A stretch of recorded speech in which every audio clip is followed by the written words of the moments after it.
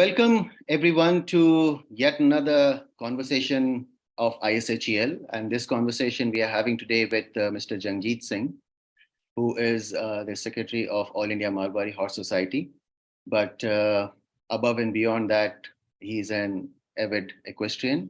He's also Secretary of the Jodhpur Polo and Equestrian Institute. So quite well entrenched in learning and development of the sport. He's an equestrian professional with global experience. I'm sure, Mr. Singh, when you introduce yourself, you will be briefing us on that. And obviously, we are here to learn from you, your experience, your thoughts, and all the ideas that you have to share so that, the membership as well as anyone who is watching the session or will watch the session later on can benefit. And it's all for the purpose of the benefit of horses that we have. Now, to give you all a brief background, first of all, thank you everyone to join the session, take the time out to join the session. To give you a brief background of what ISHEL objectives are, so that we have a good understanding. We are a focus group for the purpose of target development of indigenous horses of India, obviously in the modern day equestrian sport. And that's what we at core are trying to do. Spreading awareness of indigenous sport horses of India nationally and globally. And I'm glad that we have Janet all the way from the US. Janet, you're joining from US, right? No, I'm British, but I live in Portugal. Lovely. You see, that's a global connection. So we have someone of good experience in equestrian sport joining us all the way from Portugal, having British tea. Okay, and then we provide a platform for constructive discussion on various topics for these horses, and the conversation sessions as well as the think tank sessions that ISHEL organizes are in line with that objective. Training and knowledge sharing initiatives is key to our purpose. And we participate in equestrian sporting events with teams of indigenous horses and obviously the riders of these horses. So we have been doing that for the last 4 years. And we have had some good number of young riders training and participating, especially in endurance and show jumping, and also getting a few medals. The key components that we strive for are awareness around our horses, knowledge sharing, so that more and more knowledge is shared between the people who keep, ride, and live with these horses for the benefit of the horses, because all the knowledge learned will then be, kind of implied and applied to the keeping of our horses, and knowledge building. So those are some of the key components that drive our purpose of the conversations. Start with requesting Mr. Singh to introduce himself to the audience and get the conversation going. So formally, welcome Mr. Singh once again. Thank you, Vimalji. Thank you very much for calling me and giving me a chance to speak. So my name is Jangjeet Singh. I'm Secretary of All India Marwari Horse Society and Jodhpur Polo. I have 21 plus years of experience in equine. I started actually when I was in school, I started riding.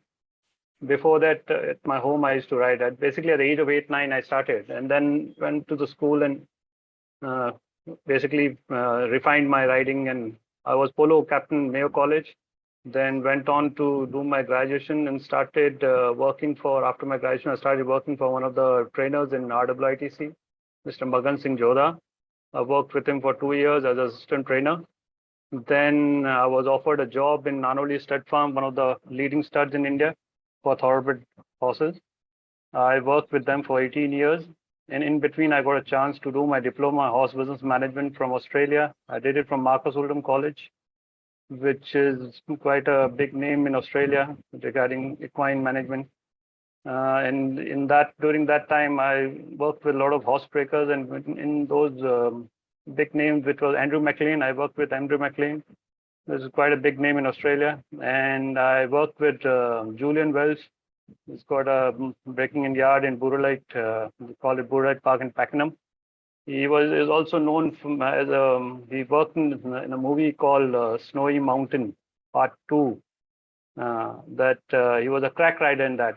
He's a big horse breaker. He's got a string of 50 horses at any given time in a year. He breaks in horses for big names in Australia, big name trainers basically in Australia. And from there, I came back. I started working with the Dungey boys again. In Australia, I worked for Coolmore, Dali, Seymour. We worked in New Zealand for some time.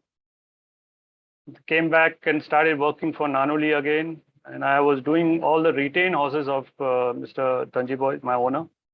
He used to do at least 60 to 70 horses every year. And from till now, I have started at least 1,360 horses. And in that maximum is thoroughbreds. And it's given me a chance to learn. And then I have the young horses.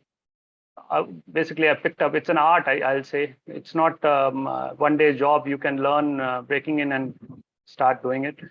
You have to experience. You have to feel the horses.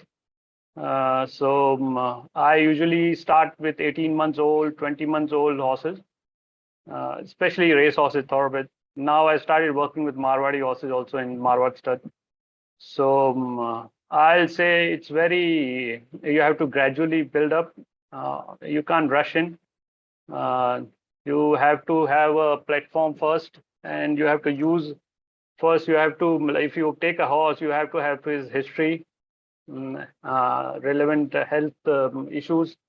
If you take a new horse, you need to know the pedigree of the horse, which will help you in actually knowing the horse, whether temperament is bad or, because it comes, sometimes it comes from the family. So like a lot of sire, we used to have a sire called Glory of Dancer. His progeny, they all used to be very head shy. So when you know the pedigree, you know what the horses are going to behave like. And mainly you need to have a safe area where you can break in horses. So I prefer round pens than putting them in an open area and then running around everywhere, because but then once you have a round pen, you need to check the surface of the round pen. The horse, that area should be safe enough for the horse. Surface should be at least 6 to 8 inches of sand. You can use wood shavings also, but it should be. But before that, you should roll the ground so there are no uneven holes or anything, and then you put sand on top of it. And because it will actually, and you should not make it too deep also, because the young horses will have joint issues in the future if you work them in too heavy sand. This is just the start, and then gradually you introduce new equipment to the horse, and you build relationship basically with the horse. The horse should trust you, and this goes long way, because this horse, when you sell it to someone else, if you have broken in him properly, this will be an advantage for the horse, because he will be treated nicely. Because if you have a horse which is not well behaved, the other guy who takes over also is not going to treat him very well. So gradually you handling has to be done. Then slow. It's not you should rush in for the riders also to ride the horse. You slow down. You drive them, long rein them. First, make their mouth flexible enough. I use rope head collar a lot. I usually avoid putting bit till I feel the horse is ready to be put bridle and all. I work in with the rope head collar, roller, and once he is flexible enough, then we put the bridle, and then bridle with the bit. And bit I use the snaffle, normal snaffle with small rings on the sides. Don't use the cheap ones or which can get stuck, because the horses, they move around a lot. You have a round pen with a chain link. They may get stuck, and then it will not be a good experience for a horse to start with. So all what you do in this first session should be actually a good experience for a horse, so that when the horse comes again, he's not scared of you, or he's not scared of the equipment you're putting. And a lot of desensitizing I do with the plastic, that sound, that it helps the horse to calm down. And then later on, once he's comfortable with the bit also, then we put the saddle on, we drive him again. Then we introduce rider. Riders also, we don't just get him on, we will put weight on and then slowly. And it's a long process. We can say it in one day, but it takes a little time. I feel it's approaching it gradually. It's better than going and doing it in one day. And a lot of people have this. I did this horse in 2 days or 3 days. It's not about winning a prize in that. You just have to actually make horse comfortable, and the horse should trust you. Because I remember what I used to break in. Those horses never had issue with loading. Like they used to travel very nicely. They used to go in the starting gate without any issues. So all these come with your proper breaking in. So if you don't break them in properly, then later on they'll have issues. So it's always better to get the foundation right and then move on. Vinati, if you can play that video, I think I can explain more. So this is a Marwari horse from Marwar stables. It's a 28-month-old filly. This is her second session. This is not a first session. I will not say this is the first session. We had done everything in one go. This is the second session. And so what this guy is doing is actually grooming also helps you to build up confidence. So the guy who's grooming the trust has to be made between the horse and the groom. So this is just grooming he is doing. You do it for 2-3 days. Then in that only you bend the horse. So that flexibility has to be that bending person. You bend the horse so that that idea of going on the left and going on the right will come. I'll show you that it will come. So Rajkirti is bred.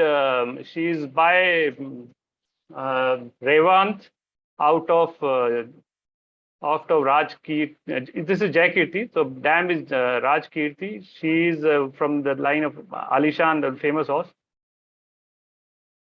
and one of the nice pedigrees she has got. Very strong specimen. I feel she's going to do dressage this year in the Marwar horse show. We'll try and get a good rider. So we are putting a rope head collar on her. So I get this head collar specifically made for the young horses because their muzzle is narrow. It's not like you get head collars in the market, but they're too big. This is specifically made for young horses. A guy in Mysore who makes it. So this bending I'm talking about. So when you are actually grooming the horse, you can teach this. This bending will help you when you're riding the horse.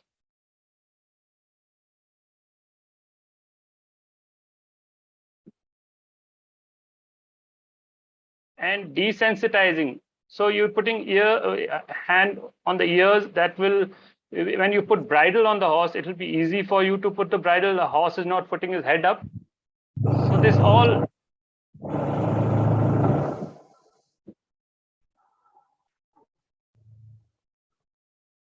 And rubbing it all over the quarter, neck, hind legs. Usually horses are very shy, hind legs, they try and, but you keep doing it, I think they get better every time.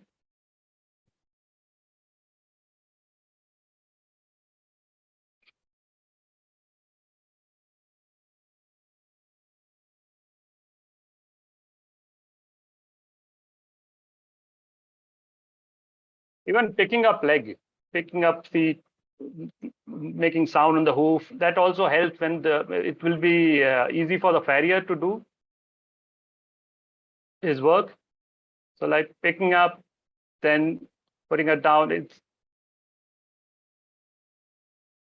These are small issues, but they have to be, when you're breaking in young horse, this has to be done because you can't train him later on once you.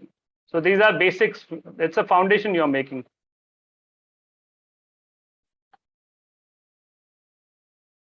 Yeah.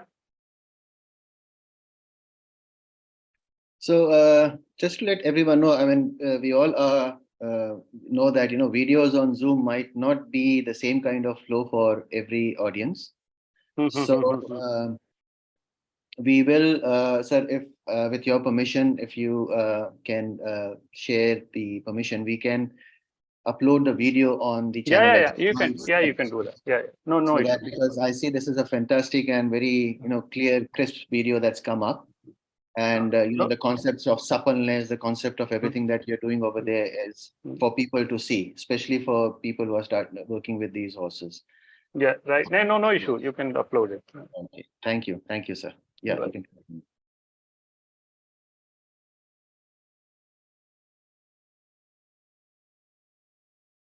So again, we're picking up, making sound. So that sound helps the farrier also, that horses get used to it. A lot of people say Marwadis are a bit temperamental. I feel if you start them right, I think they are all okay.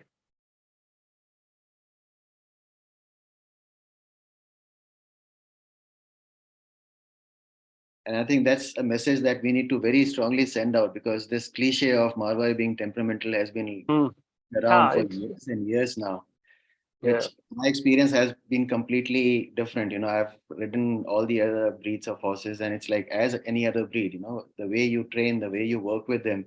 Yeah.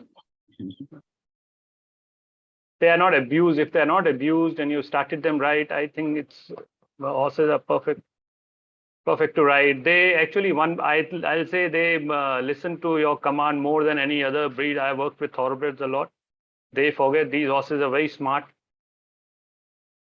So now I'm introducing with plastic. You can see that, like she'll be shy. This is the second time, but she's shy. That sound is shying away, but she'll be okay. So you keep doing it. These are repetitions. You have to again and again do it. You can't do it one time and then she's trained. Now this is a second session, but still she's not very comfortable with the plastic going.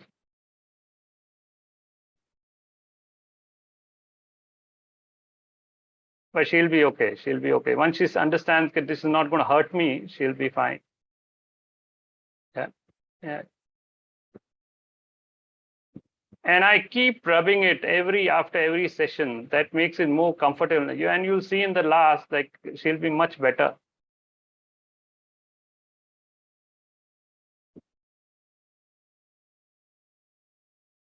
So still, she's not very comfortable. But you'll see in next 10 minutes, she'll be a different horse with this plastic. Yeah. Any questions anyone has in between, you can ask or you can ask in the end of me. Yeah, if it's pertinent to the section itself, we welcome people to ask and comment. Otherwise, they can put in the chat box. Viniti will be coordinating all of the questions. Yes. Yeah, I have a couple of questions. Yeah, ma'am. You say it's an 18-month-old filly? No, ma'am. This is a 28-month-old filly. It's a 2-year-old plus, 2.5-year-old. Okay. But it's your second time working with her? Yeah, the second time working with her. And we have given her a break for like 3 weeks. 3 weeks of break. She's obviously handled by other people because she's got leg bandages on. No. She's been handled. She's been handled every day.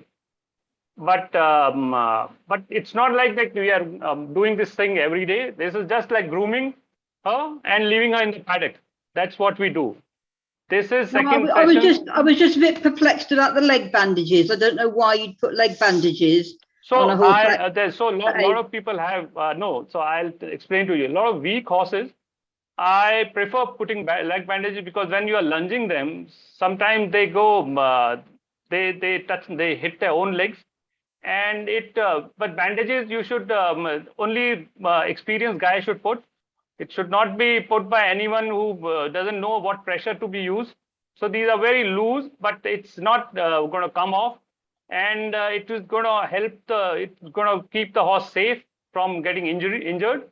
So that's why I prefer bandages than putting those tendon boots. Yeah, but as you say, they need an expert to put them on, which most people are not. You need a right person to put them on. Yeah. Okay, thank you. You're welcome. And I think with that, I think when in your introduction, you spoke about working with 1,000+ horses. I think that. So that's what I have learned. I evolved every time. I have used all equipment. So And this also you should be that right guy should put them, and you should put a tape on it, that tape, so that it doesn't come off. If the bandage comes off in a young horse, you will have a lot of issues, because then you have to retrain that horse. It will take another week to make him settle. So it's always try and do right thing for the horse. Bandage should be properly put on by an experienced guy. And if you are not good with doing all this, you should at least put tendon boots are all okay. Tendon boots also you can put. Brushing boots, that also will help. Well, I think the important thing is to secure any equipment that you put and work on the horse, because otherwise, if the horse bolts at a young age, young age, then when he get injured, the horse injured, he'll get injured himself and he'll injure the guy who's handling it. True. Yes, sir. We can carry on. Yeah. Mm-hmm.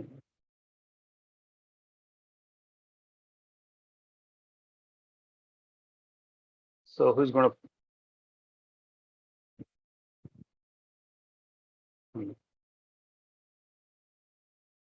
Even when you're using plastic, a lot of people who are not good with it, and you feel you're going to scare the horse, I feel you should not use plastic on the stick.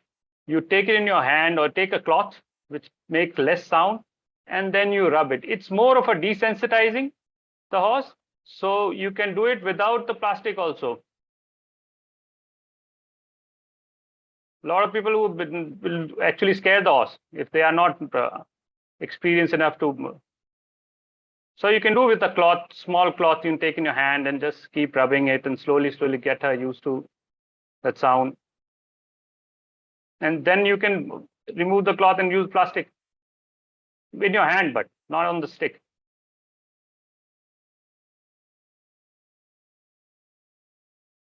And for me, it makes it very easy also to make her go in circles.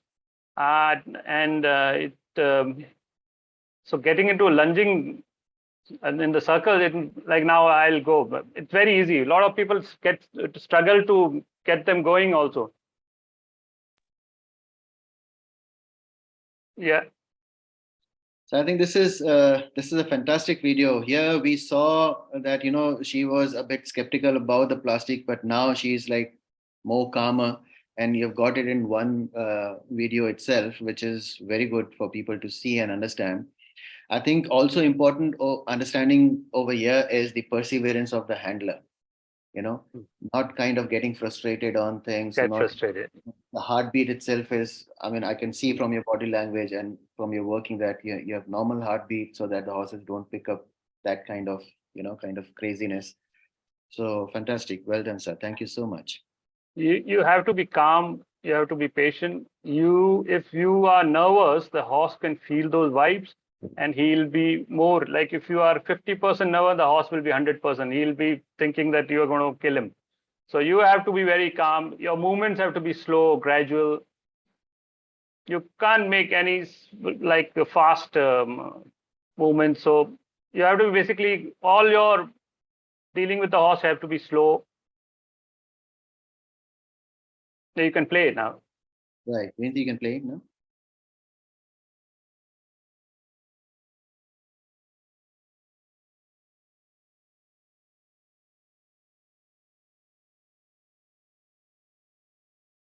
So now it's so easy for me. I'm touching at the quarters and the horse will start moving.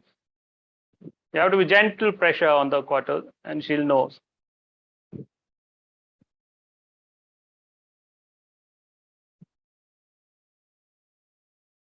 And voice command is very important when you're teaching young horses. So because that will help them when you're riding. So like trot, when you have to stop, you have your own language.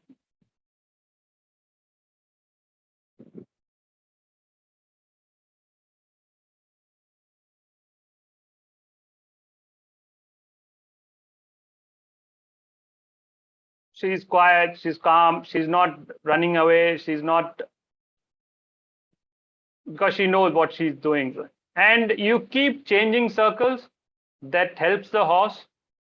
you should not, the time, you should track the time also. You should not keep lunging a horse on one side, young horse especially, on one side for a long. You keep changing it. It helps the horse to actually balance and strengthen.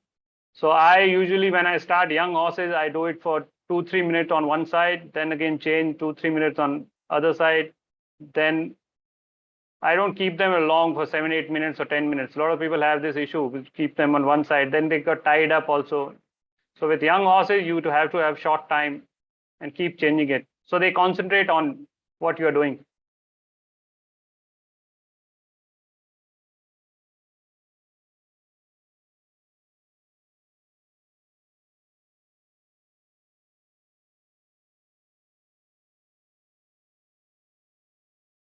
This is actually a treat to see.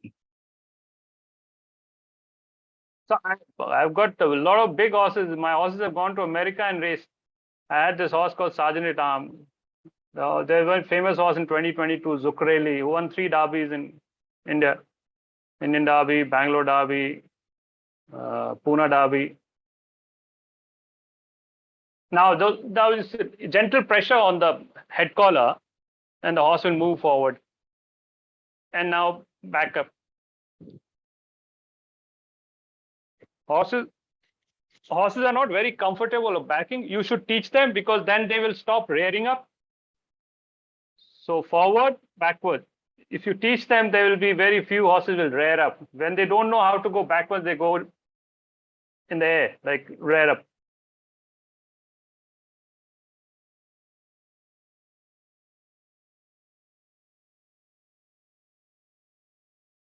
And keep rewarding her, so she's done a good job. Talk to her.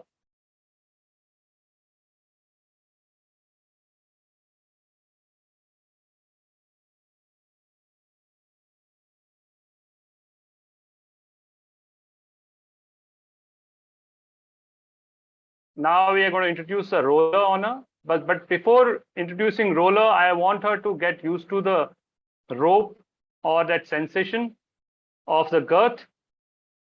So I'm going to put that rope on her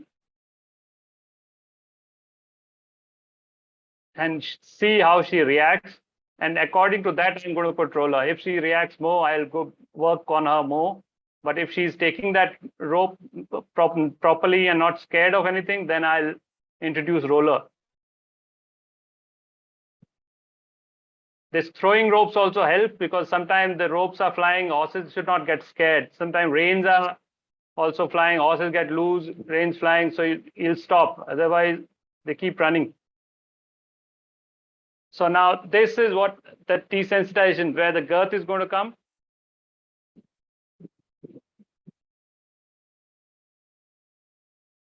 If she's comfortable, then the roller will put. If she's not, I'll again work on her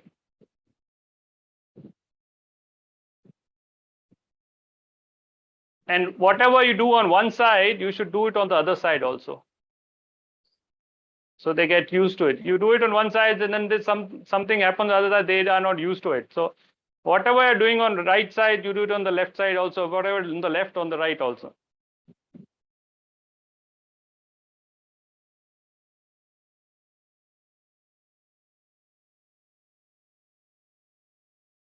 So this, putting the rope on the ears, it will help. When you're putting a bridle on, she'll be okay.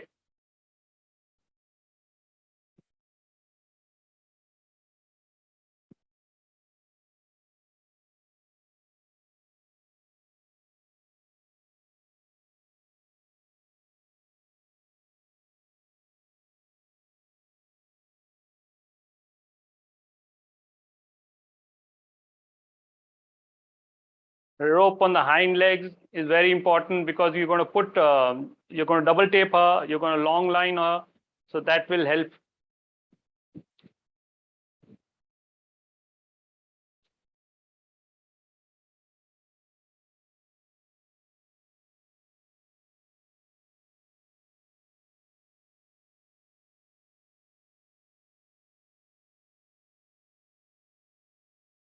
So anything, whatever you introduce, you let them sniff it, so they know what is it, and they're not scared of it.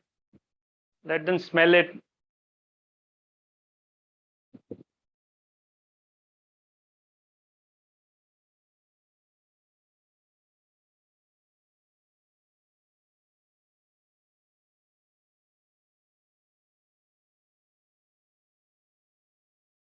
Is rubbing is also desensitizing the horse. It may be a lot of people. It looked little long and very. But when you're breaking in a young horse, you'd want to teach him all the good things, not and not any bad habits.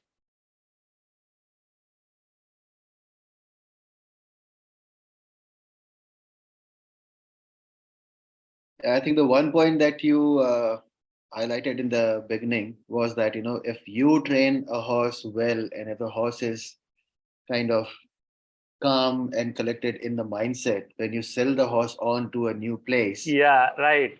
That creates and such he'll a have difference in the horse's life. yeah. It makes a lot of difference. The other owner is also going to treat him well. If the horse is bad behaved, they are all going to use sticks and whatever, or you are going to treat him like that only. And actually, horse has no clue what because he's used to that. Like a calm horse will always. The owner doesn't know how the horse is to behave there, so it becomes easier for the owner also. Now see, like normally you're rubbing it, then you're throwing things at the filly. So she's quiet, calm. You have to teach her everything, whatever. In life, like a lot of people, we put saddle cloth very nicely, but there'll be grooms who will be throwing saddle cloth on her or saddle. She needs to know all that because it's not gonna hurt her. So now we are introducing roller on her. So when you're putting a roller, you should always not getting too tight on the first go. You should keep it little slightly loose, then walk her, then make it 2 or 3. Then you feel basically when one go, you should not tight the roller because that will be uncomfortable. A lot of horses, they flip over, they injure themselves.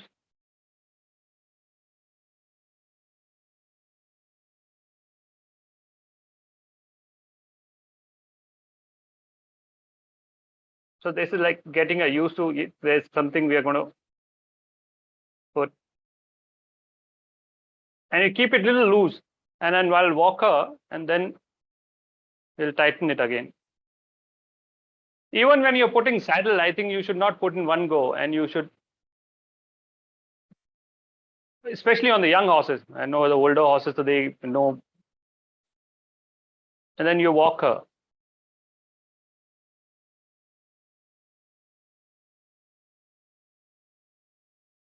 Back her, then walk her again. Back her. Back.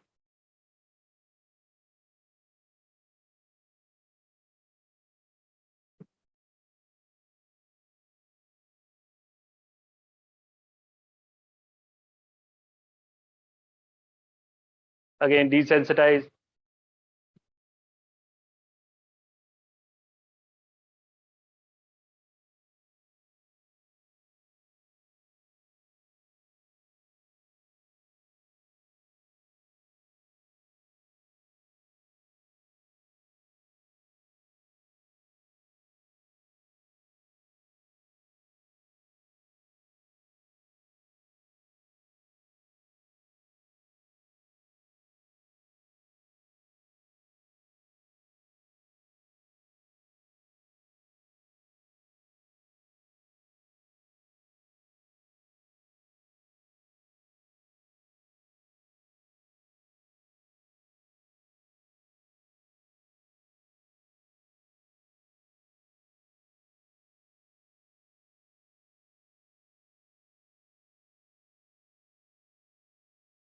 So I feel you should take your time. Like you should not rush in. So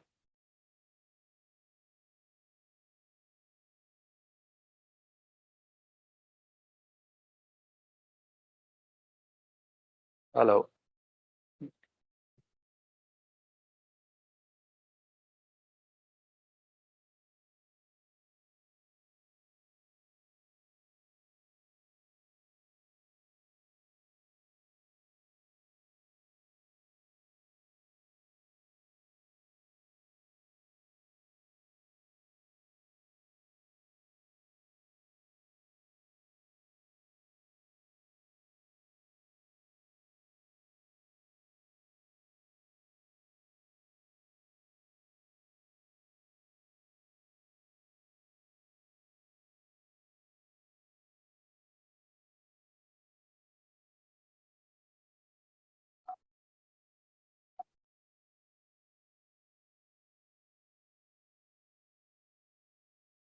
So again, lunger with the roller. Let her feel that girth.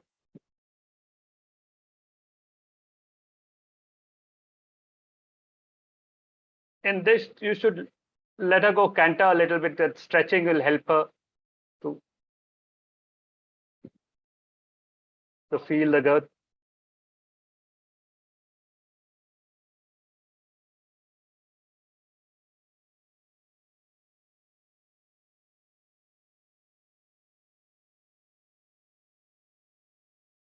The change circle. You're still not comfortable with the plastic. So, but in the end, she'll be okay. But that's what you keep doing it, keep repeating it. Main thing, repetition is the key.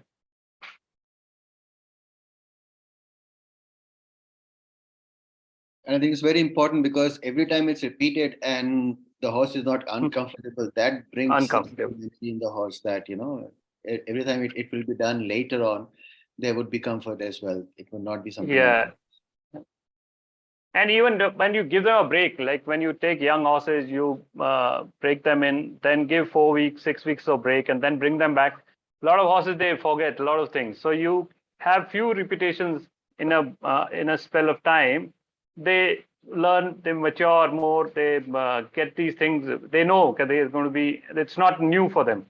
But if you do it once and then just send it to the trainer, it will be a little difficult. If you do it 2, 3 times, they are comfortable. So repetitions are important.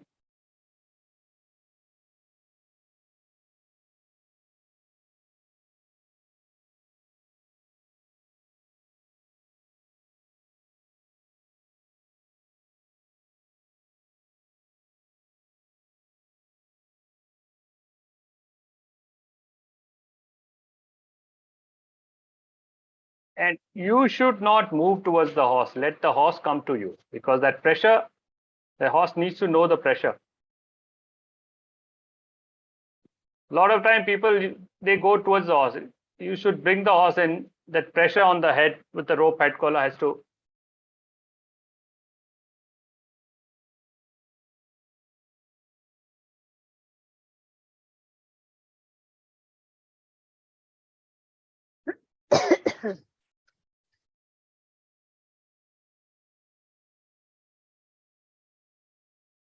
Now we are going to use double tape, double line, driver with the rope head collar. No bit is there. So you should. And actually we can ride this horse without the bit, but you should teach the horse to rid in the bit also, because sometimes when the horses move from your place to some other guy and they don't know how to ride in the rope head collar, she'll have an issue there. So it's better to train them for everything.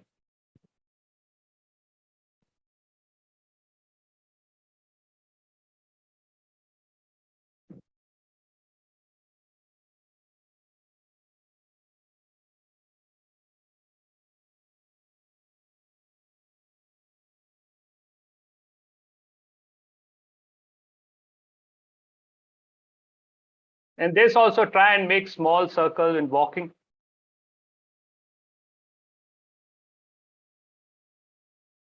So they know how to, that flexion, that suppleness will come.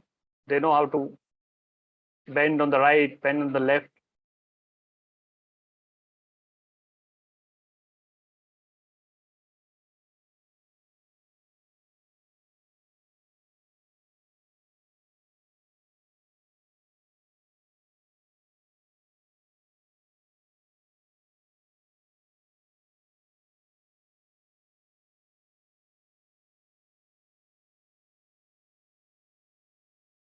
So again, we are changing the circles. You keep changing after every, it helps the horse to concentrate on you.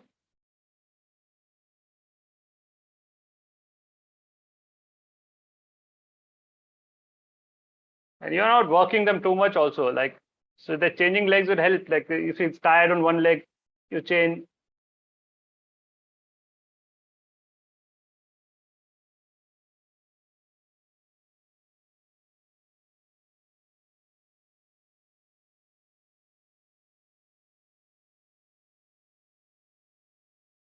And I feel you should walk them a lot instead of going for speed and all. You should walk them a lot. It will help them to strengthen. And then that weight carrying,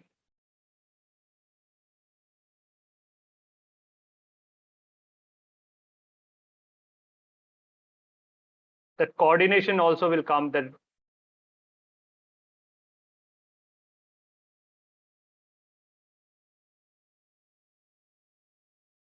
a lot of time where horses are not coordinated, a lot of that people start riding them.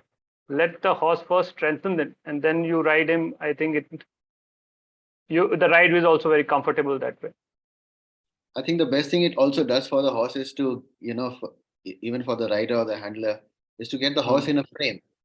Yeah, frame. Yeah, exactly. In the air, legs somewhere, back somewhere. Back somewhere. Not. So that's a very good representation. And I can see the carriage of this horse, and it's only going to improve with time. Improve, yeah. And they start using those hind legs. Otherwise, a lot of horses don't use their hind legs, and they're all over the place.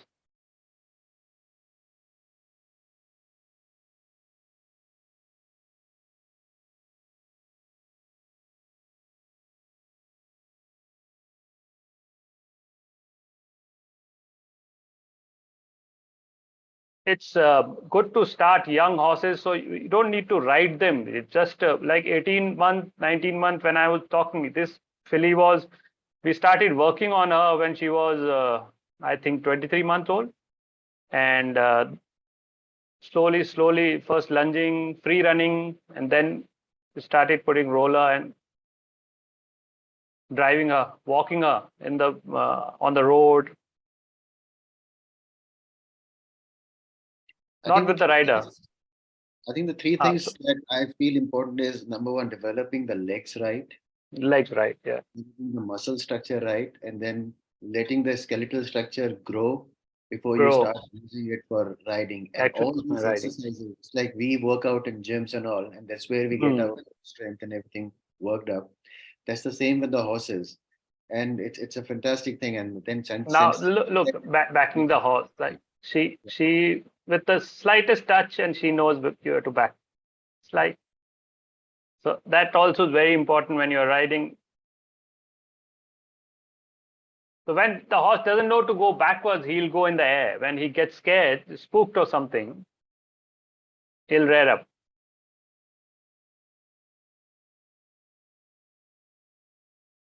And like we were saying, strengthening, very important. If you work them 18 months, 19 months, when I'm saying breaking them, it's not breaking. Actually, you start with gradual lunging for 2 minutes, 3 minutes, free running them, work them on their own. Then in 20 months, you put rollers on, walk them, just walk them. It's not like cantering them or trotting them, just walk them. And the feel of the head collar on the left, right, when you start riding with the bit, they will be so soft and smooth, supple, that will different. So now you were doing it in the round pen. So your same experience, you have to bring them out so they know birds flying, some tractor going from side, or some vehicle passing by. They get comfortable with that. That helps when you're riding later on. She's not scared of all that.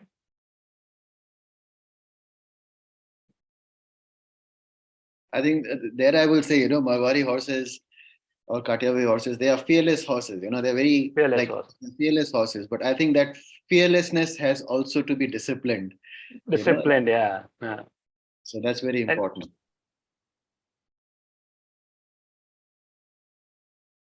I think they are very good horses to train. I feel they are one man, like you have dogs, like one man dog horses. Marwaris are the one guy can train them a lot of things if you start them right.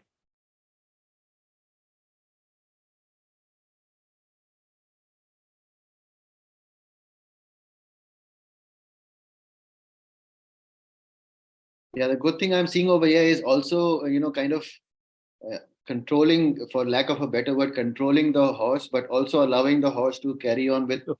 Yeah, right. The horse So you're not wants to- pulling on that. You're leaving it loose. And see, they learn to walk in the straight line.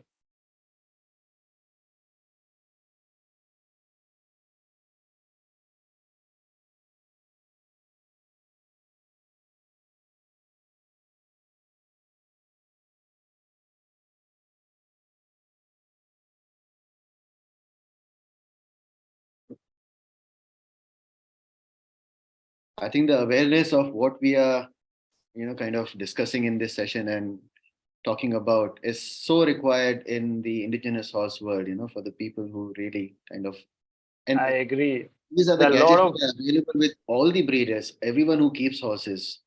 But the knowledge has to kind of right. I agree. I agree. Mainly the owners are not involved. A lot of places, and the people who are looking after the horses, they abuse these horses. Sometimes they don't know how to do it. Basically, the knowledge is not there. They feel they are doing the right thing, but actually they are hurting the horse. So that needs to be changed. There's this one thing of well, I mean, the indigenous horse world is dominated by the male genetics. I've seen people when they start training horses, the kind of volume of their tone, they're like they're going on a war front rather than War working front, yeah. horse. Yeah. You have to be calm, quiet. Now, if by putting a bit in the mouth, so I don't go usually from the front. A lot of people, you go in the front, the horse gets scared. So you go on the side, hold the bit from the center, and then put it on, and she'll be comfortable too. Like a lot of people go from the front and they try to put, the horse gets scared especially young horses, once they get used to it, गरम कर लो शीशा में डाल दिए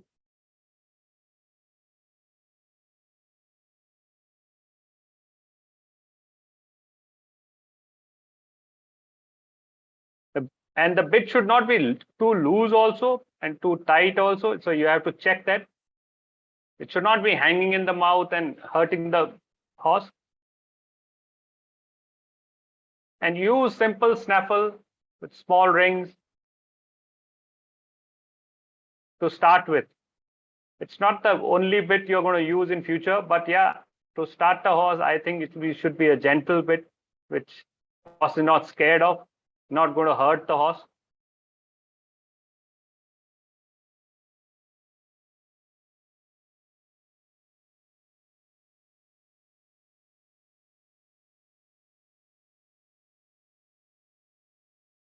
So now also the bit we have put, but the contact with the bit will be the minimum. We'll try and use the rope head collar only to lunge the horse, do everything. This now we are going to put saddle on.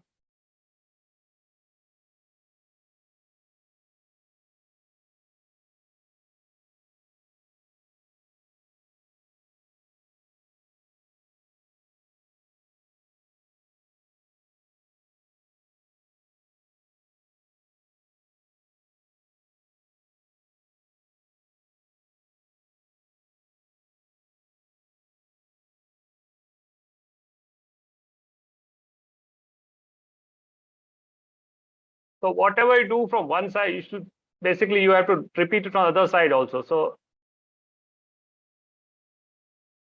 horse is used to it.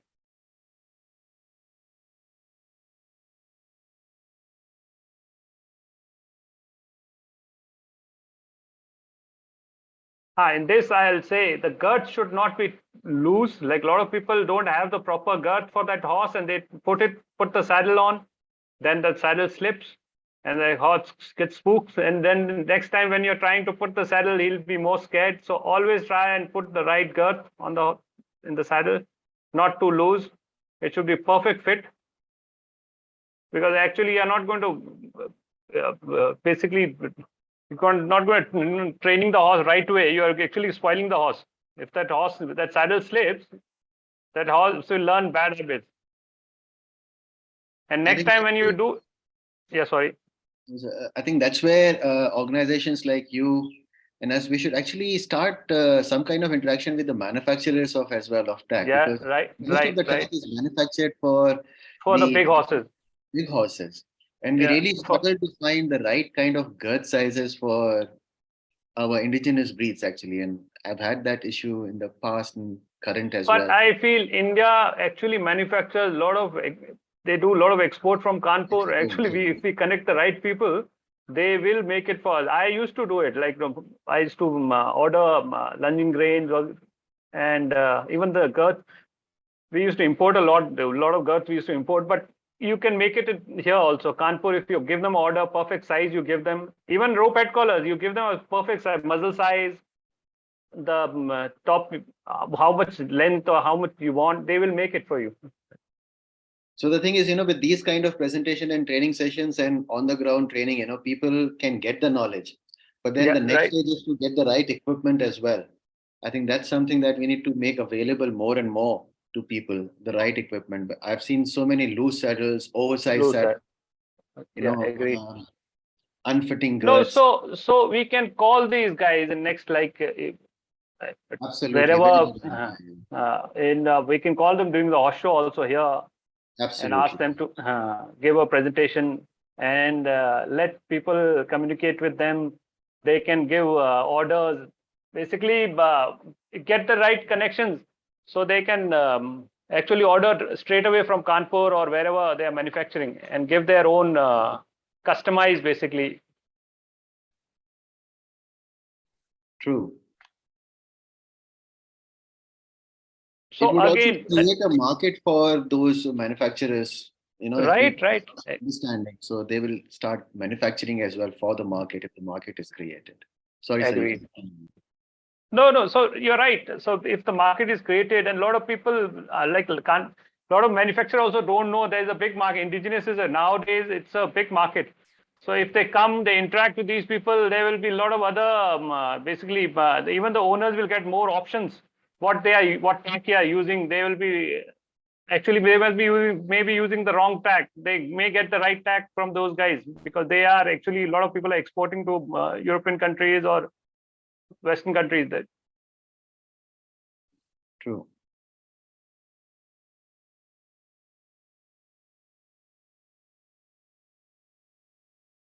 So now again, we'll with the saddle on, you lunge her again, get her used to that saddle, that sound of the stirrups. Then we'll drive her again. So I feel you should not rush in and keep doing slow, gradually, and the horse also start understanding better. And you should not do it in one go. Let it, I think, a week, 10 days. If you keep doing so, introduce one, let her use that tack for 2 days or whatever roller is on, 2 days driving, then you use another. So basically gradually introduce all the tack and not in one go. The horse will understand also better. Now she's comfortable. She's not scared of that plastic moving or making any sound.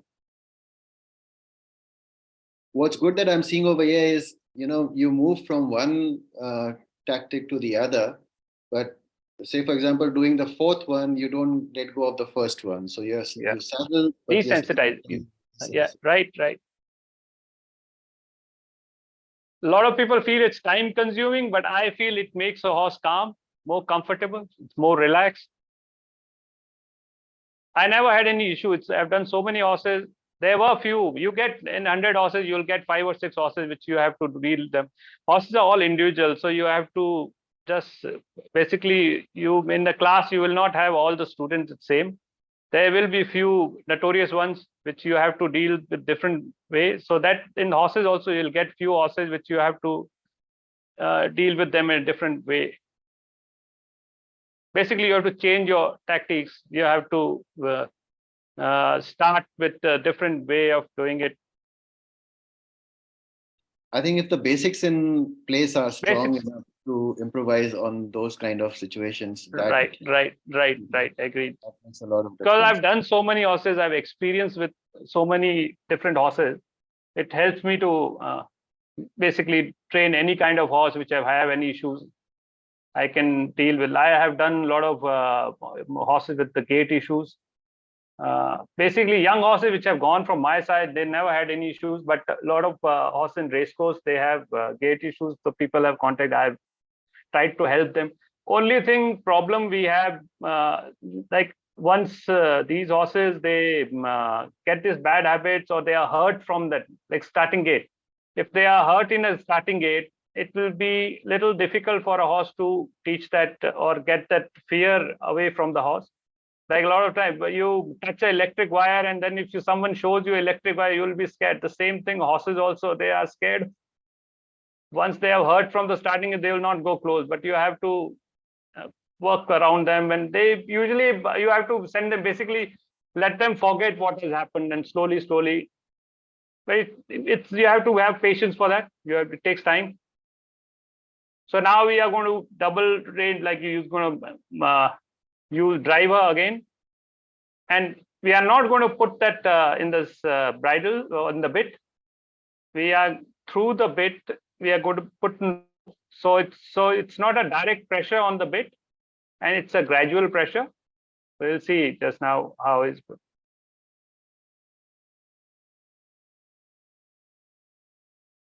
Through the stirrup, then he'll take out the rope through the bit, and he's going to put it. It's not on the ring, it's in the rope.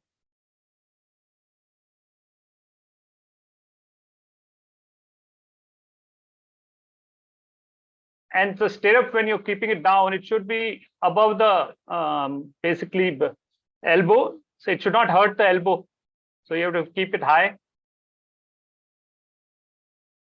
I think just a disclaimer, working with the ropes and especially on the nose, it requires very experienced and very subtle. Yeah, subtle agree. I think basics have to be really in place for really, doing all that. Yeah.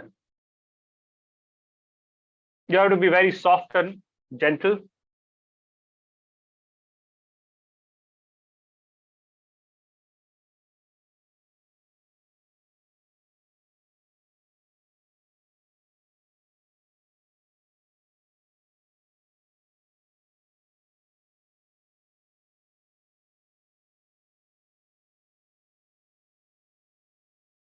So when you're turning, there's a gentle pressure on the bit. So she's not like it's not harsh. So gradually, when you keep doing it again and again, they learn to use that bit also.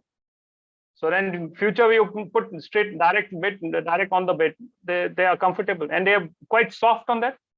Very gentle. When you're stopping the horse, turning the horse, it is very easy.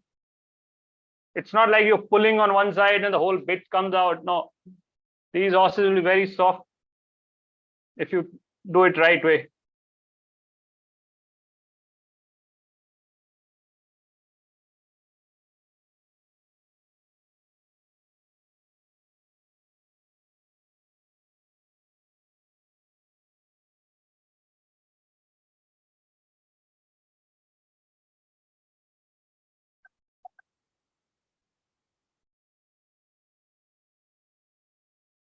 So again, you take in the small circle, then turn again, change.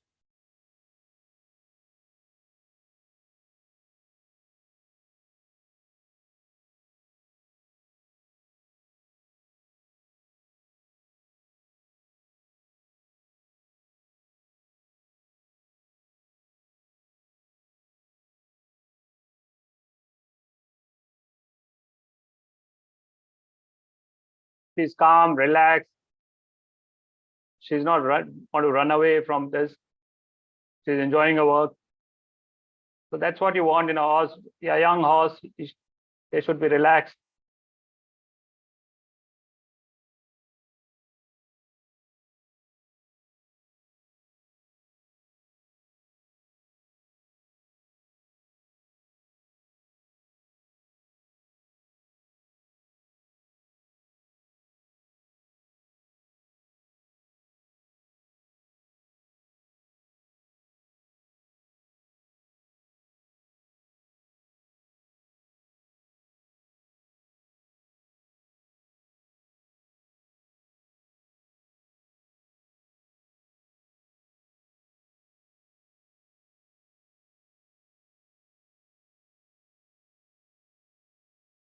So now we are going to introduce rider for the basically first time only.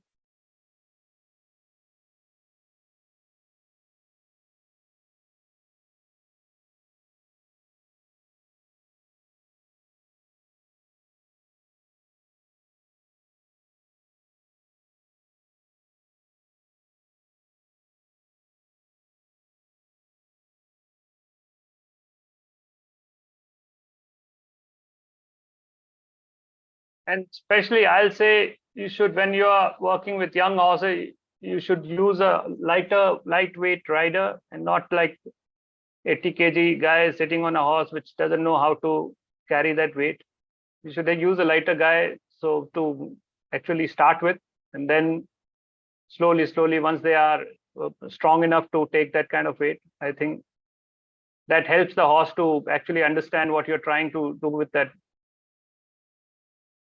At my place, we only allow riders to get into the horse, after ground training at the age of 4+. Yeah, right. For the equestrian sport and all. But Uh. you're right, if they are being done this younger, then the Yeah, right yeah. is like the jockeys. Yeah. Yeah. But then you're working slow work. I don't think there will be any issue with the, not like 80 kg, but at 50, this guy is 57 kgs weight. But at 60, you're doing light work and not pushing them. I think with the 60, 65 kg rider is fine. If a horse is strong enough, he has been in work for last 6 months.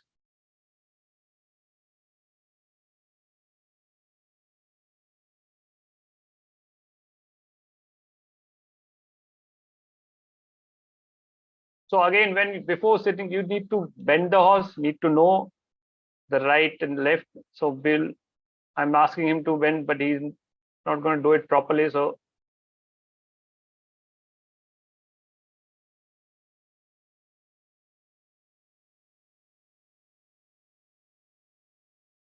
Yeah, again, more pulling on the other side than bending. other side, yeah, and the right. And now you see.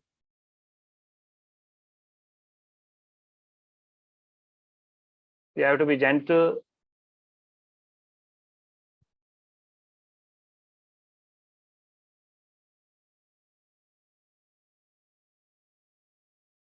This is comfortable. You jump, so at least they know, okay, there's someone. When you get on a horse, you're not scared.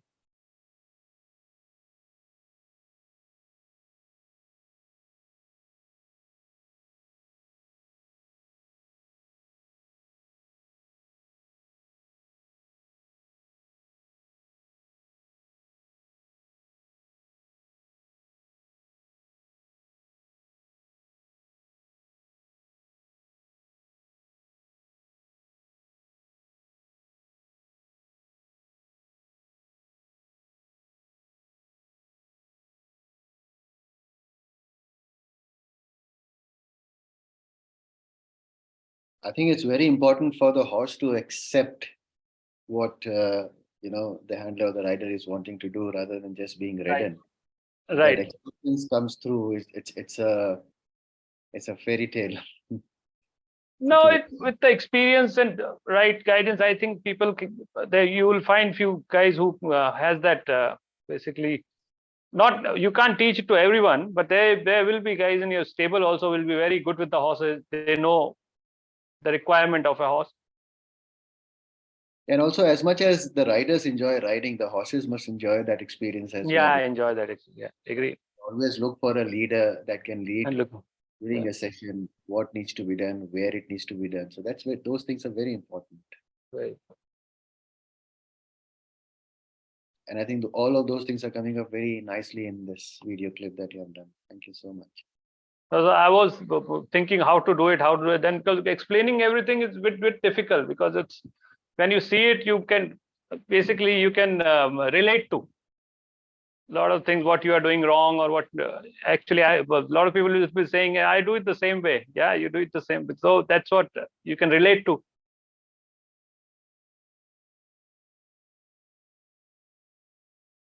I think it's a long awaited session. I think we have spoken about this session 3 months now. Three. But I think I agree. Yeah, it is I was a really bit busy.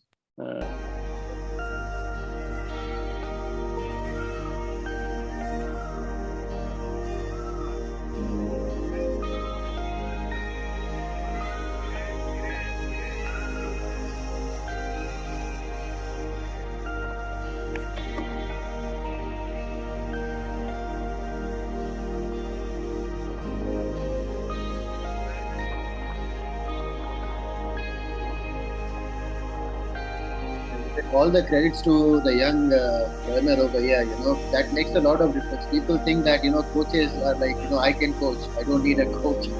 Yeah, right. Agree. But how you did the hopping and how the young rider does the hopping, there's a lot of difference, and you can Lot of see difference. and how you can see the reaction of the horse also. Exactly. The horse was not very comfortable. She was thinking, "Arey."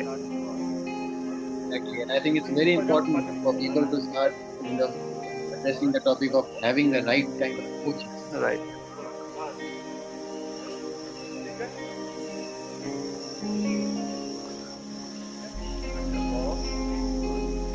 Take a small circle. So that weight, the horse needs to know the weight. So you put the rider halfway, then you walk her both sides. At a balance. And you do it the same other side also. Whatever doing on one side.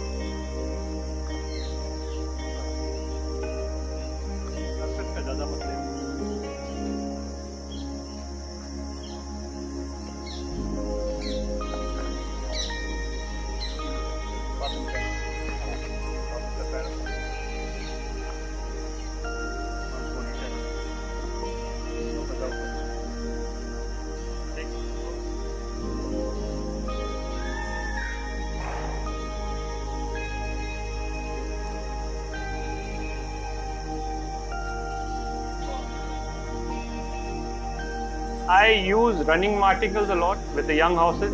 I don't know how many people use it, but I feel they horses basically they're better with the like you're not pushing direct pressure on the bit, and they're more coordinated. Horses are more coordinated. They put their head, carry themselves quite well with the running martingale. Now he's making a mistake of just putting that under the distance. So you have to keep distance from the girth.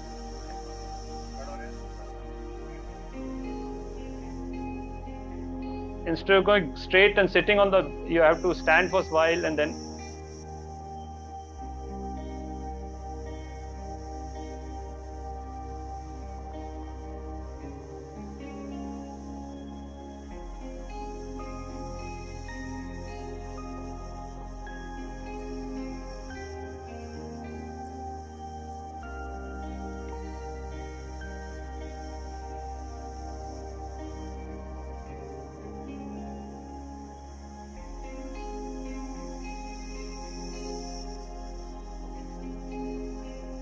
I will also say in this process, if you feel when you take a horse in work and if you feel the horse is losing weight drastically, you should pack out and give the horse a break and let her graze in the paddock. Take her again after some time and should not keep pushing her till the level where she goes bag of bones. So I feel you have to check with the, like when you weigh the horse when you start breaking her in, and then after 10 days what she weighs. If she's losing a lot of weight, then you have to increase the feed and see for another 4-5 days and weigh her again. If she's still losing weight, then you have to give her a rest for some time and take her again after a few weeks.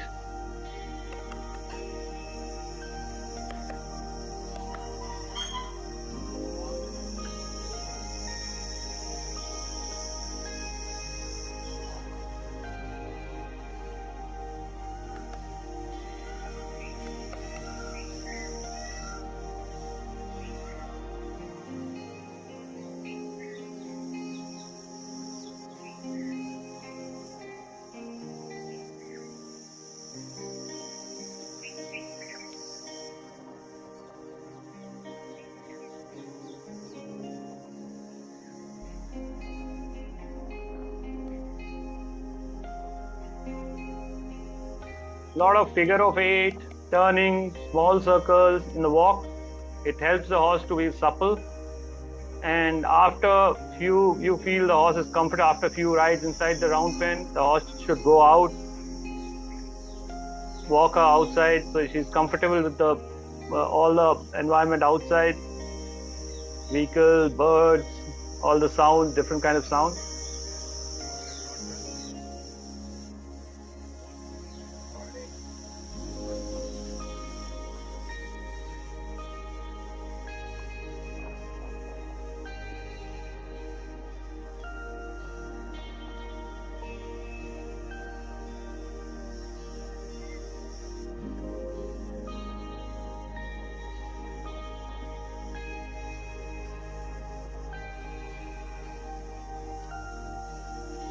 I also think the young riders should be trained very kind of in depth for their riding shots, because I agree, because the riders the strides of the horses will be, up. And rider makes a lot of difference, because that horse needs to be comfortable with the rider. If the rider doesn't know the right way to do it, it will actually spoil the horse.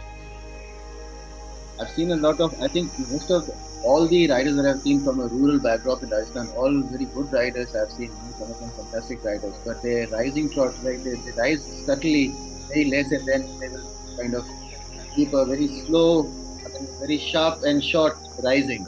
Right. The more they rise, the more the stride goes out. You have to be gentle, gradual.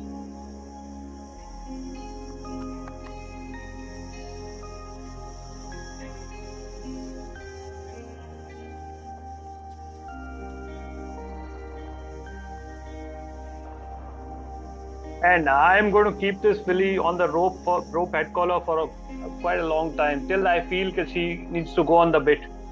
She'll be working with this only till I feel that you need to actually put, otherwise.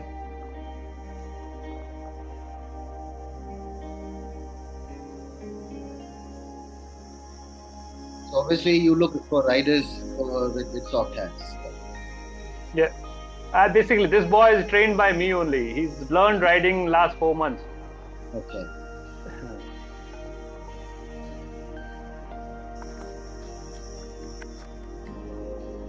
And because he's a light rider, I prefer to put him on the young horses.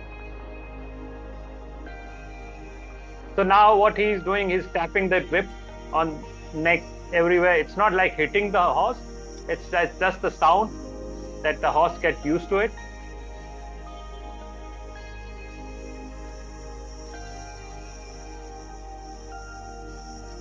A lot of horses get scared of the whip, so you let them get used to it. You keep tapping it on the shoulder, you keep at the back little. Basically, it's also desensitizing the horse.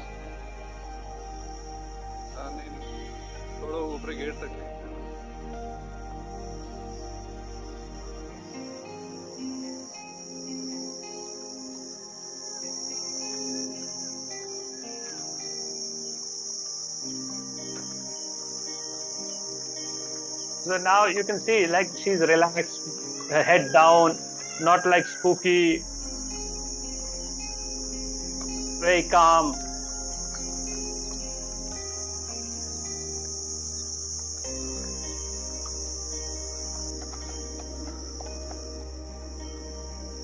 So here we win, like, at least 40% of your work is done. Now, yeah, I'll say 50% of when the foundation is made. Horses, I think, at least your basics are clear.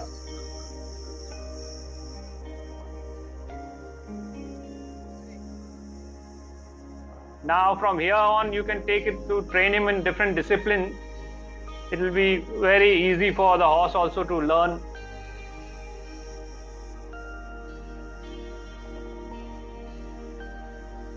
I'm going to put her in dressage next year.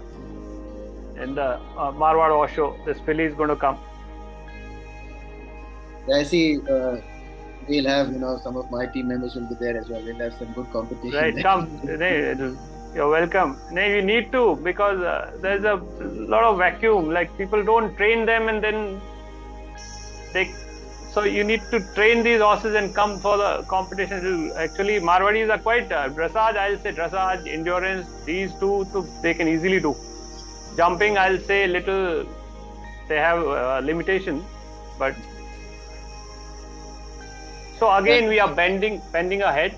Just little flexion she learned.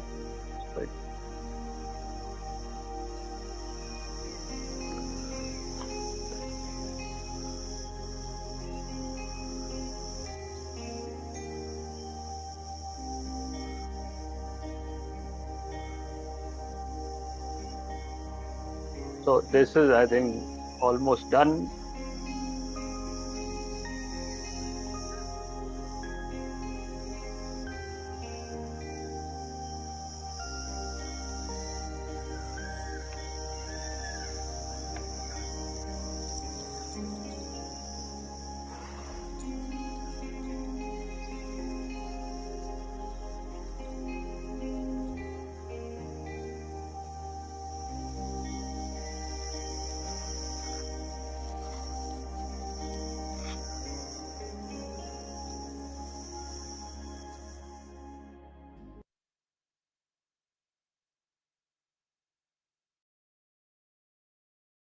So I think you all enjoyed it. And if you want to know more, you can take my number or get it from, I'll tell them to share my number with you guys if you want to, any explanation required or anything new you want to learn. Thank you, sir. So I would like to request everyone, if you have any questions regarding this session, you can either drop in the chat box or just raise your hand.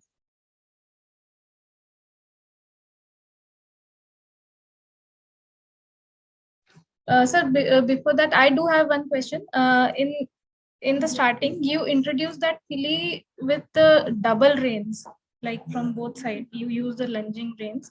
So, what was the specific reason behind it? Like, and for how long we can do it? Because I see a lot of trainers, they just pull those reins back to make the head carriage like this, and they use it very often. So what exactly it is used for? So what I was trying to do is teaching her to basically what you're going to do when you ride the horse, bending her, basically getting the used to driving her. It's not like I have to. They actually, when you do it for, and you when you're working with a young horse, I will say you should give 1 day break and then work. Alternate day. Instead of pushing her all 6 days in work, I do it 1 day driving, 1 day riding, 1 day driving, 1 day riding, or just a normal lunging, free running. You keep changing the work. They are more interested in that. Horses also come happy instead of doing the same thing for 6 days. And my purpose of double reining is different than what people are doing it. I feel you should not do it too much also with the horse. It's actually going to spoil the horse. And but if you are doing it to teach them to how to go left, right, driving them inside the small circle, and if you have a bigger arena, that will be also good, or a bigger paddock. You first do it in the smaller school, and then you take her out and do it there. Figure of 8, circle. This will help them to become supple. Instead of that neck thing, I'm not going to go with that. Like people have their own way of doing it. Everyone has their own different, but my purpose of double reining is totally different than what people. And then it strengthens also. We do a lot of uphill work with the driving. We have a lot of area where you can take the horse up and then bring her down. That helps the horse to better coordination.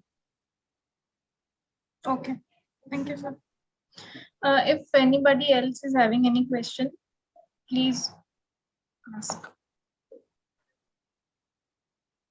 I think Deepthi has something in the chat box, Vidati. You can read it out. I can't see the question. Deepthi, why don't you speak up? Yeah, I just wanted to know where right now in the clip she was listening to everything. But if some horses doesn't respond to keep the beat on or the saddle on, then what will be the tactics? Should we give the time, or should we have something, some different way to put it? So don't rush in. Okay. Go backward. Go start from scratch where you were doing it. So start from lunging on single tape, then slowly rubbing that plastic. Get desensitize the horse, and then slowly use the ropes first. Then put the roller on, and then slowly. Basically, I'll not say if the horse is reluctant to do something, you go backward and start from scratch again. Okay. Instead of pushing it hard and then injuring the horse or injuring yourself, it's better to go backward. So start from ABC again and then move ahead. Okay. So it depends upon her response or his response. Agreed. Accordingly, we have to take the steps. Yeah. Okay. Yeah. Right. Thank you, sir. So you first finish one step and then move ahead. It's not like you have not completed that and then you have gone forward. You first do that first step right, and then you move on to the second step.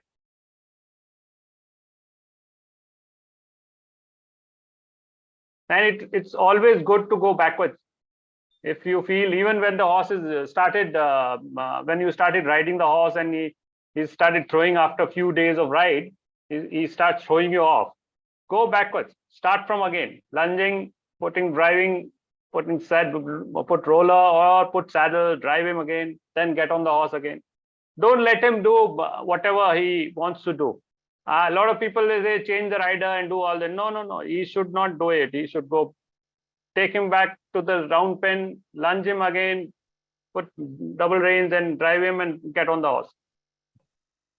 Okay. Or you want to give him time also? Homework. You should do your homework. Yeah. Okay. Right. Sorry, you were saying something. No. So a lot of people, they just go ahead with their. Many times what happens that repetitions are necessary, and in some repetitions you will find your horse is not going in the right direction. You move backwards and start do your basics again and then go. Instead of just riding him out and taking away, if your horse is not misbehaving, I feel you should go backward. That's what I do. Okay. Thank you. You're welcome. I see Umesh has some questions. So Umesh, you can unmute yourself and ask your question. Yes. Good evening, sir. Good evening. Sir, I have a 7-year stallion, and he's very rough with his bit. Means I'm using those thorny bit for him. No. Riding. You should. I think you should start with normal snaffle. Usually is good, but if your horse has already been abused with that bit, I think a lot of time you have to use some other bit. But try rope head collar on that horse and see. A lot of horses respond with the rope head collar. My question was, can I bring that horse back to snaffle bit, and what is the technique to do that? No, so first you try with the rope head collar and in the round pen. And then use snaffle with that, what I was doing with the rope head collar and through the rings, and try how we respond. Using small circle. And one thing, Umesh, you should see that your horse, you should not lunge him for more than 30 seconds. Lunge him, stop him, lunge him, stop him. Basically, the horse should know how to. He should respond to your command. It should not be like mostly horses. Problem is that people want to learn them for 5 minutes, 10 minutes, just keep going. That horse is not going to learn that mouth, like it's not going to be soft on your mouth.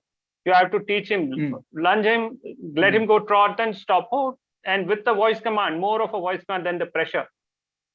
Getting it? Okay. So I can break him with this technique, right? Yeah, you can breaking and make small circles. Figure of 8, small circles, figure of 8. Don't let him go straight. When the horses start going straight, they basically that thing, the wild thing comes in, that you run away. So the smaller circle, 8, figure of 8 will help you to make her more calm, more gentle on the mouth. Okay, I can do that, right? Yeah. And you can contact me if you need any help. Where are you based? I'm based in Nasik, Maharashtra. Nasik, okay. Yes, I'm Maharashtra. having currently 1 Kathiawad and 2 Marwad horses, Mm-hmm. and Colts? I'm using it like. Yes, sir. Entire stallions? 2 are stallion, and 1 is 2 teeth colt. Okay. The stallions are usually little more full of themselves. They are more, so they will be little difficult to, but you'll try. If you have any issue, let me know. I'll give you another, I'll tell you how to do it. You send me videos Surely, if sir. you. Yes, I will do that. All right. Thank you, sir. You're welcome.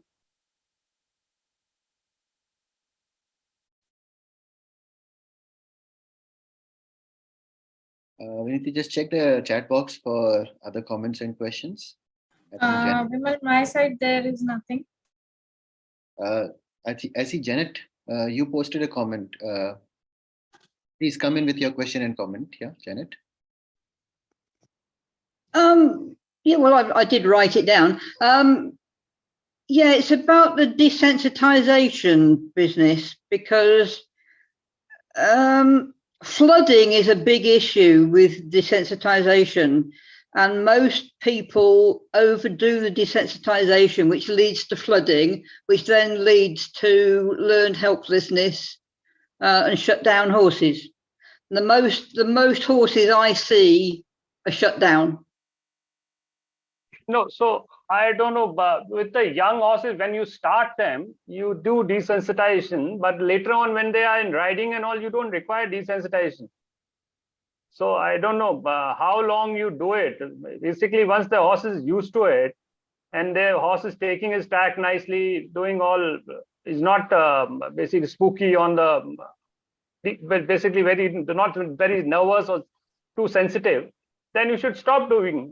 You don't require to do it. Too much is always bad. You can't not do it. The whole of the horse's life is desensitization. When they like the desensitization. Their whole life, all of their life, is about desensitizing them to the things that you want them to do. Agreed, but it's too much is always bad. So don't do it too much also. That's the only thing. That's what I'm saying. You're giving people advice to desensitize their horses, and you're waving a stick with plastic on, flooding your filly so that she's scared. So she goes into her sympathetic nervous system, into the fight or flight reflex, and then you're going to have to do something to bring her back into the parasympathetic nervous system, so that she can start to partner with you. Okay, so I start with so we are not hitting the horse, or not. It's not a painful affair. Desensitizing is actually, I agree with it's a good thing, because then when you're using your saddle, you're using a roller, things flying at you, you're not scared. The horse is not scared of. Initially, if he feels that the stick is going to hurt her, but then when she realizes that it's not hitting me and it's not hurting me, then horses I have done 1,365 horses, ma'am, and I have no issues till now. Yeah, you might know when to stop, but you're trying to tell other people how to do these techniques. What generally happens is when you teach people this type of thing, they do it too much. So you need to give them boundaries. So too much is always bad. You do it, if you feel, you do it 2-3 times. If your horse is, once your horse starts getting comfortable with, and you're not scared, you don't need to do. That's the boundary. So once your horse is comfortable and he's not nervous, then you don't need to do it.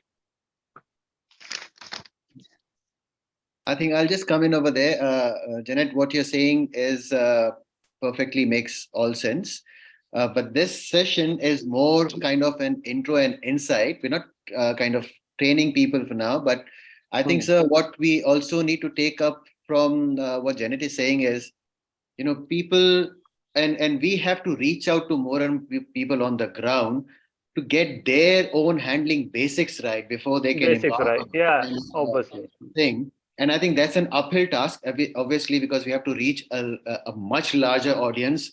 Number one, because they are well spread out in areas where, kind of technology might not always be available, or physical presence of coaches might not be available. On the other hand, there's this thing of, as I said, our indigenous horse world is dominated by male genetics, which is more kind of ego. And when you start teaching them to teach, then they think, why you teaching us? Because we know these things and it's been running in our family for ages now.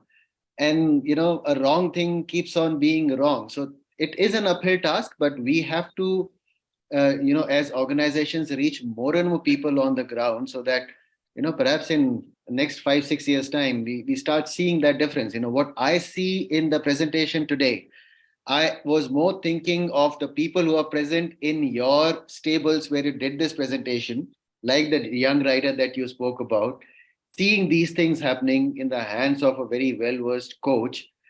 That person will grow up to be a very different handler in the next few years. Next. And there are places where these kind of guidance is not available. That will be an entire different story altogether. Different story. We have to reach out to, somewhere we have to think what Janet says makes all sense. You give them the tips and not the training, and then they start on their own journey. And then you have to give them the tricks to kind of bring the horses back. So when I started, I said people who don't know how to use that plastic, they should use a cloth and rubber. That doesn't mean you have to use a plastic only, or you used to have a stick with that. And we are not hitting the horse. It's not like we are abusing the horse. Abusive hitting is different than what I'm trying to do. Right. And I think that I'll get to a comment that Yash posted on the chat box. I think that's a very pertinent comment. Start teaching these things in events like your Marwari Horse Show, which is a signature show.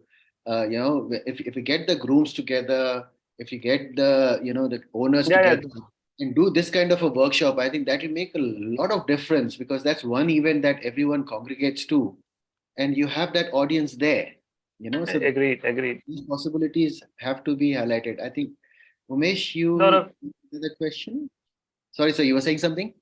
No. So we are going to do something about it, and it's good actually. A lot of people come for that horse show, so we can teach them there, or just at least they can see by their own eyes. You don't need to be abusive to a horse, and you can teach them with a gentle way also.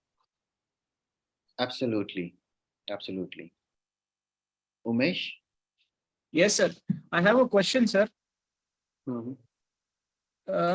Sir, this rearing issue is there in horses. Yeah. So many times it becomes unpredictable, like when we are on the ride and they rear immediately, and it is very dangerous actually. Yeah, I know. So how can we minimize that issue? Okay. Yes, sir. So that's what we do when we start these young horses. We teach them to go a little backward. So when the horses are not used to going backwards, they go in straight in the air.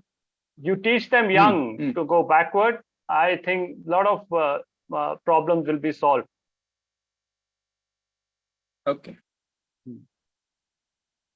Try and what safety can we predict through his ears? Many times the ear position is different when he want to rear. Can we make up from that? Because many times I tried doing that. Mainly colts are not comfortable, right? They feel if they can get away. A lot of stallions, they feel they don't want to go forward. They will rear up, or they have some they are associating with some pain. That pain also makes them, they don't know how to show, so they will do something which basically gives a signal to you that there is something wrong. Horse may have a back problem, there's pain in the leg or something. That is also, you should check the horse first. If it's doing regularly, then you should get the horse checked by the vet. And then if it's just an habit, then you can teach him to back a little bit and see how Backing up. how he Backing up, right. yeah, yeah. And sir, while the horse is into training, when we are training a horse into groundwork and everything, how much, like, should we change the diet or should we keep the same, because a lot of energy has been drained during that sessions? Yeah. You need to increase the diet. If it's a younger horse, you have to have protein, carbohydrate, all balanced. You can ask a vet, whoever close by, vet or a nutritionist, he can give you what you are feeding. Actually, that also makes a difference. He can guide you according to that, what you are feeding, what grain feed you're giving, or what forage you are using. Actually, alfalfa is a very good grass to use. It's quite balanced that way, loosen. But you can ask your close by veterinarian or nutritionist who can, because you have to explain to him what you are feeding presently and what supplements are required if your horse is in the heavy work. Recently, I trained a stallion. He was 7 years stallion and was not never saddled up, never trained. And what thing I did was I reduced his diet, as he was very hefty and huge stallion. And then I got a complete command on him. Right. Is it the right technique? Depends. Now, I don't know what you have to have the background of the horse, the temperament, what kind of behavior he had earlier. If he's a quiet horse, you don't need to reduce any feed or anything, because that will again, if it's a too heavy horse and you need to lighten him a bit, you can do that. But I feel you should first see the temperament of a horse. If he's a quiet horse, I don't think so. Because when you put him in a work, you actually require more energy, more carbs for to carry on. Okay. And sir, one more question: is it the mixed breed, like a Kathiawar mixed with Marwad? These horses having more endurance as compared to say a complete Kathiawar or a complete Marwad horse? No, that's a bit difficult question to answer. But yeah, every breed has their own. But both the breeds are good in endurance, I'll say. They used to travel hundreds of kilometers earlier. All big wars are fought, especially in Rajasthan and Gujarat, on these horses, and they travel long distances. So endurance, I feel these horses are good in both. So if you breed a half-bred, I don't know about half-bred, but yeah, purebred, they were good for endurance. And what about the temperament issues, sir? Means, if there is a crossbreed between Kathiawar and Marwad, temperament issues are there? Like they are more aggressive or they are more rigid to take commands? Do you feel that? Again, temperament will come from the dam and sire side. If the mare has got, she was temperament or the sire was temperament, you will feel it. Or the horse as a young age has been abused, the temperament is different. Okay. Because of that, the temperament goes. Issues come. Okay. Okay, the issue is there. All right. That's it, sir. Thank you. You're welcome. And I think, Umesh, that was a good question, because you obviously, as Jangjeet sir said, that it comes from the breeding, but also, the kind of handling and training. That shapes up the temperament horse from a very young horse, very young age. And we as ISHEL also try and kind of get that message across, We don't use, we refrain or we discourage people from using negative kind of words as well, because that comes into the character of the person handling the horse. Like you were saying, command. So it's not command. I don't have complete command of horse. I cannot have complete command of horse in lifetime. It's the partnership that we build. And if that partnership is built right, then there's this partnership that goes a long way. The energies are there, the partnership is there. The command and control structure actually doesn't work very nicely. And also, right. starting a horse rather than breaking a horse, which Sir harped, the place. But obviously, world over, this one word of breaking a horse is breaking has come. is the word used. So that's why we normally, but we are trying to, our members are trying to get away from that use of those negative wording and more into the right. We had a very good session with Amarjeet as well. Amarjeet, you are there in the session. We spoke about all of these things, connection with the horse rather than commanding the horse. So I think I call that's it. that has to come in. Yes, Viniti. Yeah, Amarjit was saying something. I call it convincing a horse, not breaking in the horse. Right. Like Right. every time I train the horse, I convince them to do what I want. And What you if want. they are ready to or they are doing it, I may appreciate them. Or in my training methods, I usually do, if I want to make a horse do one thing today, I prepare. I take one thing at a time, at a day, and if horse does that, I make him or her free, and I Agree. play with her. So you Or should I not give. you should not rush in, and you do Yes, yes, every step gradually. Instead of yes, yes, getting into doing one in one go, you yes, have yes. like you give intervals and give a break to a Because horse, and then you do it. I believe, as per my experience with the indigenous horses, they are more intelligent. They Yeah. think their Very. own things, right? So we need to convince them rather than forcing them to do anything. Forcing them to Agree. do anything It's not going to work. Not develops a bad behavior. bad habits. Yeah. 80% of the indigenous horses are going through this, and we need more sessions like this. Today I also learned so many things in this, and thank you so much for that. Thank And you. Happy that you yeah, everyone's picking up something at least. And I feel if you start them right, yes, the sir. future is quite bright for these horses. I started training horses in 2012 or 13 with this mindset. I focus on mental health first, Right. Agree. and our horses need that. So Yeah, they need to be there are, calm. yes, they need to be calm. We need to be calm with them. We need to We need to calm. convince them. And Convince them. Yeah. in indigenous horses, there are so much mishandling by handlers also and by breeders also. Because people are not trained enough, and Not trained, they don't know. whoever has trained them, they think this is the right way to do it.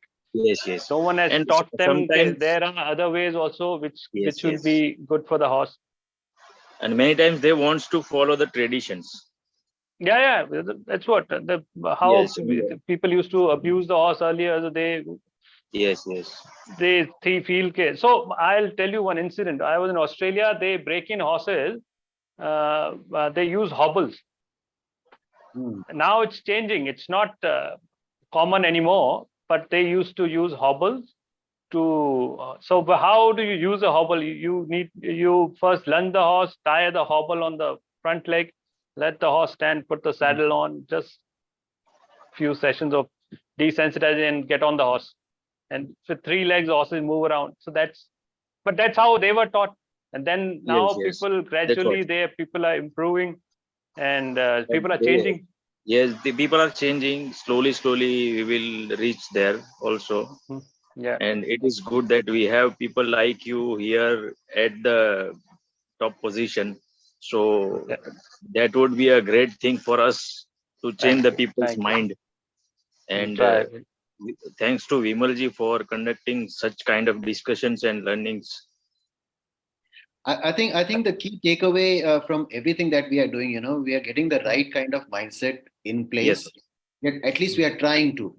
Whether people take it or not is one thing, but once the right mindset comes into place and we have some kind of an example exemplified in front of the people, then even the non-takers will become believers, because then they are seeing something in action. Otherwise, this ego is very, kind of Very up to us to break down. So that's one thing. And then the other thing is, you said, Majid, 80%. I would say it's much more than 80%. I think it's just a fraction of indigenous horses that have been to the right training, been through the right handling, been through the right people, been through the right process, that we can. Otherwise, events like the Marwari Horse Show would not be in dearth of presentation horses, like there would be there will be sport horses. Right. So if the percentage is much more, you're right. But I think the Yes. right footing is important, the right start is important, the right mindset is important. It might not be in our lifetime to achieve 80% of good handled horses, but at least there's some start somewhere. Yes. And that's what, and we have Janet in the presentation. I mean, Janet is joining us all the way from Portugal over there. And we have been in discussion, and Janet has been following the Marwari horses and the mishandling and everything. And she's sitting over there frustrated as well. We talk and she tells a lot of frustration that comes out. But I think for Janet as well, this kind of a session where at least she's seeing that some people are getting together, some people are trying to do the right work. And she has obviously volunteered with me to say that she's available. She is a handler. She is a trainer. She believes in natural horsemanship. There's a lot of knowledge that comes from there, and we have had it's the starting point. What we started a few years back, and bringing these kind of people on board. I think that's what we need to move forward. That's what we need to do the right things. And that's where, I'll again go, Yash is saying that, events should be used. I think, sir, with your position, Jangjeet sir, I mean, Marwari Horse Show has all the potential to do a lot of make a lot of difference on the ground. And I think, we as ISHEL are all in handshakes with you. Let us know what we can do. We are a young organization. Guide us. Let us know where we can be a party to what you are doing over there. Sure. And why not? Everything is to make a difference with the horses who are so kind of abused in our. Agreed. No, we can definitely we can do something, because that gathering is the number is quite high, and everyone from all over India, they come. So it will be quite good. Actually, it will be learning for them also. A lot of people, they may have a different mindset, but I'll say 80%, 70% people will, like-minded people will get, who wants to get trained or do a proper job with their horses. They definitely we'll try and put a round pin there and do something, train them how to break in young horses, how to handle, even in the ring, how to handle horses. And with the right equipment. This presentation is up on YouTube. I mean, that itself will make a lot of difference. A lot of difference. In the mindset of people. Yeah, Viniti. So if you let me speak, I'll go on for another hour. So I have mentioned sir's number in the chat box. You can just save it, and if you have any doubt, you can message him or call him. Sanjay has something to ask you. So yeah, Sanjay, unmute yourself. Yeah, so it was a very brief and very good session. Thanks to Jangjeet sir. And about the handling, I want to know, like when we always see the Marwari horse shows, like many horses do the LM, like they stand on their legs, like they're rearing up. So why it's it's very frequent in the ring, like it's because of mishandling, or it's because like they are not properly trained, or because of their pedigree they are warm-blooded, like what's the reason? And I will say both. No, so pedigree also plays a role, but handling also makes a lot of difference.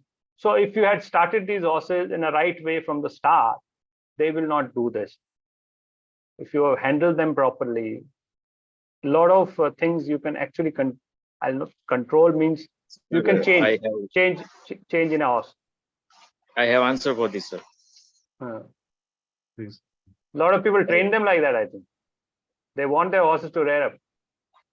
Yeah, it's good for the photographers to get a good picture. He is going to say something. Sir, there are a few things, like when they enter to the ring, they have a mindset, and according to them, they have their handling style. Like they want a good picture, they want a good egoistic, I would say egoistic approach to the horse, that it should show the aggression in the ring so that everyone notices it. Yeah, it notices it. Yeah. So if you are handling a horse at your home also, if you are holding a horse and you have something in your mind like something violent or like that, horses senses that things, and according to that they will respond to you. So in No, so shows, if you keep letting them do what they are doing wrong, horse is not yes, going to learn the game. So horse yes, feels this is the right thing to do. They want me to yes. rear up. So if you actually correct it at the right time, I think In this the will not happen. shows, in the show, I handle the horses in all the shows. So all the horses are rearing up because they are holding them very tight. They wants to make them sit still, stand still. And what I do when it is not my turn in the ring, I loosen the horse to do whatever she or he wants to do.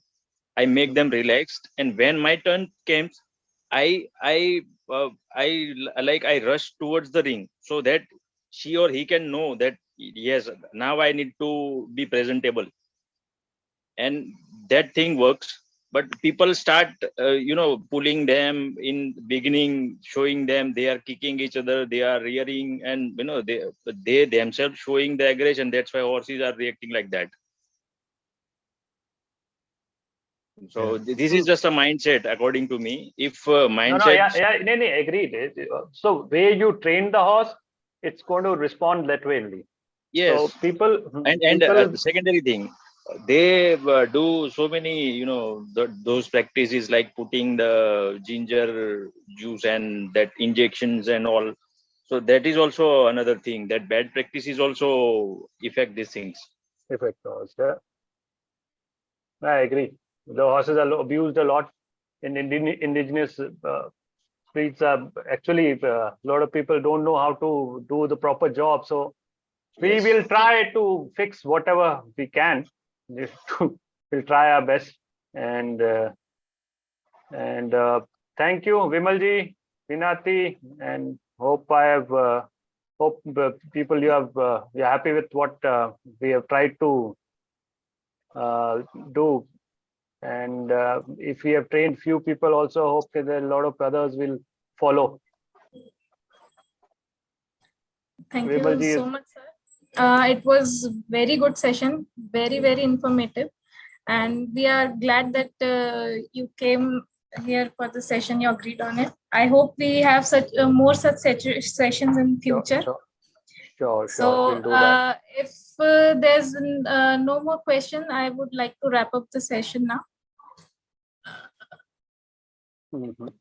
Yeah, I don't think there's any more questions. Thank you, Viniti. Thank you for the coordination, and thank you, sir, once again to You're join welcome, us. sir. You're welcome. And we are looking forward to a few more sessions because knowledge is just, this is just the tip of the. You learn every day. You learn every day. In horse industry, it's very vast. It's not like if someone feels that he's genius in horses, I think it's that's the wrong way to put it. So I think you learn every day. Every new thing will teach you something about horses. Absolutely. And thank you everyone who joined the session as well. Thank you for your time. I hope this was a very good session, and we'll be on YouTube as well. For all of us, go subscribe the channel on YouTube because we need to grow the masses over there as well. Chalo, thank you once again. Bennett, thank you so much for joining all the way from Portugal. We need some more interactions from you. I'll get in touch with you.